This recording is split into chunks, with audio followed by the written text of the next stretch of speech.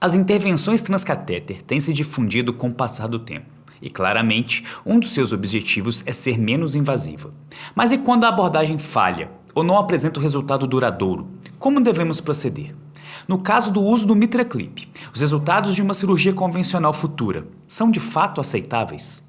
Esse é o Clique Valvar Academy, insights diretos e práticos para você aplicar no seu dia a dia. O aumento da incidência de cardiopatias estruturais valvares acompanha o progressivo envelhecimento da população.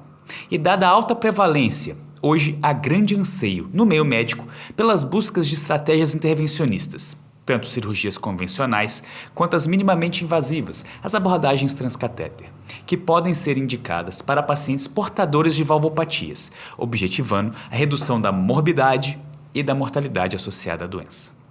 Nos últimos anos, a tecnologia envolvida nessa abordagem transcatéter tem ganhado destaque no tratamento da regurgitação mitral sintomática. No entanto, é importante ressaltar que nem todos os pacientes com essa patologia são de fato candidatos a essas intervenções consideradas menos invasivas.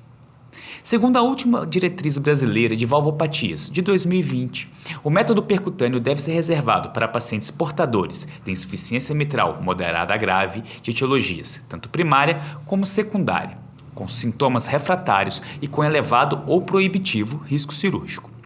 Nesse contexto, o que seria o MitraClip? A correção da válvula mitral transcatéter, também conhecida como uma clipagem mitral, utiliza esse dispositivo percutâneo para realizar uma abordagem semelhante ao procedimento cirúrgico de Alfieri, antigamente chamado de reparo edge-to-edge ou borda-to-borda, criado em 1991 pelo italiano Ottavio Alfieri, mas de forma minimamente invasiva. Com essa técnica, faz-se uma correção funcional, não anatômica, da válvula mitral, com a realização da fixação de A2 e P2, que são segmentos medianos dos folhetos anterior e posterior, por meio de pontos cirúrgicos, que leva à formação de uma válvula mitral com duplo orifício. Tal técnica tem mais indicação em situações de duplo prolapso dos folhetos anterior e posterior da válvula mitral e na doença de Barlow, na qual os folhetos se encontram espessados e bastante redundantes. Nessas situações de folhetos exuberantes, a técnica de Alfieri visa, além de reduzir o volume regurgitante e trazer funcionalidade à válvula mitral, evitar a alta mobilidade do folheto anterior e os riscos de um movimento sistólico anterior já no pós-operatório. Quando feita em situação de que prolapso somente de P2 ou folhetos valvares não tão exuberantes, deve-se tomar cuidado para não induzir uma estenose mitral. Durante o procedimento com MitraClip, o dispositivo é inserido por meio de catéteres na veia femoral e guiada até a válvula mitral por meio de uma punção transeptal no septo interatrial. Em seguida, o MitraClip é usado para clipar os folhetos mitrais nos escalopes medianos, criando uma aproximação e reduzindo o orifício da regurgitação da válvula mitral. Utilizando os dados do registro Cutting Edge, tivemos uma comparação dos resultados de uma cirurgia valvar mitral após a falha do tratamento percutâneo com o MitraClip em pacientes com insuficiência mitral primária e secundária. O intervalo médio entre o procedimento transcatéter e a cirurgia valvar mitral foi de 3,5 meses, o que já aponta para a evidência imediata de resultados insatisfatórios na clipagem. As indicações de cirurgia incluíram basicamente regurgitação ou mitral ou residual, podendo ter ou não perda de fixação de clipe aos folhetos. A mortalidade 1 ano após a cirurgia foi de pouco mais de 30%, sendo maior nos pacientes com etiologia secundária da regurgitação. Além disso, esse grupo também demonstrou menor sobrevida cumulativa em 3 anos após a cirurgia, possivelmente por possuir maior carga de comorbidades e, consequentemente, risco cirúrgico maior. Os pacientes com regurgitação mitral secundária ainda apresentaram mais procedimentos de clipagem abortados próximo à intervenção, muito devido à complexidade anatômica.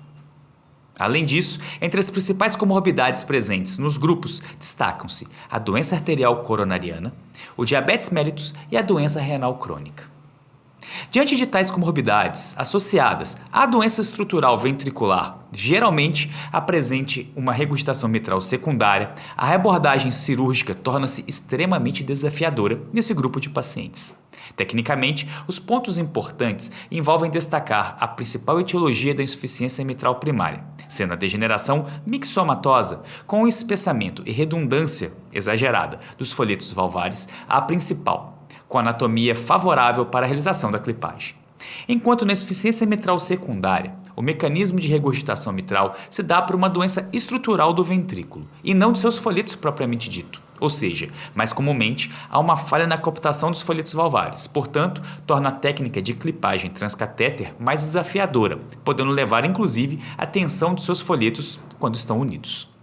Esses dados nos mostram que devemos buscar resultados satisfatórios após a clipagem, com o objetivo de evitar complicações futuras e garantir a melhor qualidade de vida para o paciente. A compreensão dos riscos envolvidos na cirurgia valvar mitral após a falha de uma abordagem transcatéter prévia destaca a importância da abordagem multidisciplinar embasada no HEART-TEAM para realizar a avaliação criteriosa dos pacientes que podem se beneficiar ou não com a terapia percutânea. Aqui, o screening tem que ser muito bem feito. Além disso, a experiência e habilidade dos operadores que realizam o procedimento também desempenham um papel importante na obtenção de desfechos bem favoráveis. Eu sou Thiago Bignotto e você acabou de ouvir mais um podcast da plataforma The Valve Club e hoje com o nosso programa Academy. Orientados pelo Dr. Elton Veronese, Leisa Rolas e Flávia Abrão, escreveram um excelente texto sobre a abordagem cirúrgica da válvula mitral após o MitraClip disfuncionante. Aproveite para ler mais sobre esse e outros conteúdos do nosso site. Deixe sua opinião, comente e tire as suas dúvidas. Um grande abraço e até a próxima.